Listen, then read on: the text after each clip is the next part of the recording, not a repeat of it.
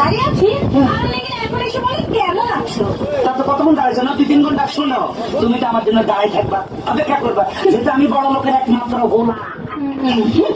এতদিন শুনতাম ছেলেরা নাকি মেয়েদের পেছনে ঘুরঘুর করে, ছেলেরা মেয়েদের জন্য অপেক্ষা করে, আর এখানে কিনা আমি অপেক্ষা করছি তোমার জন্য। আরে অপেক্ষা করলে কি হয়? শোনো, এই অপেক্ষা করতেছে, এমন কি দোষ আছে? অপেক্ষা করলে অপেক্ষা কি হয়?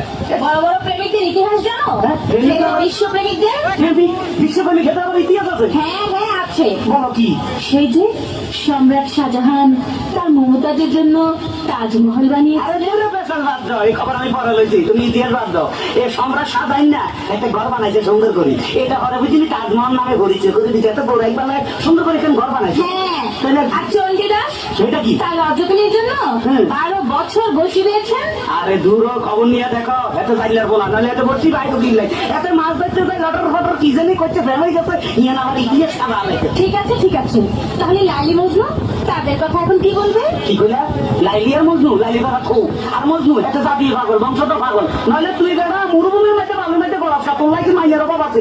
শুনো, এখন মানে মনে করো হেরে যাবো না, মাঝে মাইয়ার খুব অভাব আছে, এখন কোনো মাইয়ার অভাব নাই, আশে পাশে খালি মাইয়া সেটি চারিদিকে দেখা যায়। এখন ইচ্ছা করলে একটা লোক 4-5টা বিয়ে করা যায়, বুঝলা?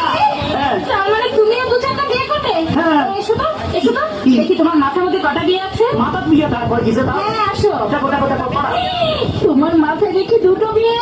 আরে দূর, এই ব্যাপারে কোনো চিন্তা করো না, মনে করো পুরা মাথা নাড়া করে গেলাম, সুলহালা দিলার বিয়ে দেখা পাইব না।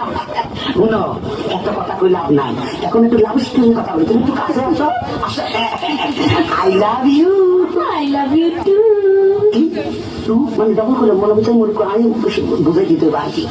I love you three, I love you four, I love you five, I love you six, I love you seven, I love you. কি বলছো সেটা বলতে বেশি কইয়া লাগছিনি এসব বলছো কেন? কেন তুমি আর কইছে তুই আমি একটু ডাবল না করলে তোমার মিলছে না।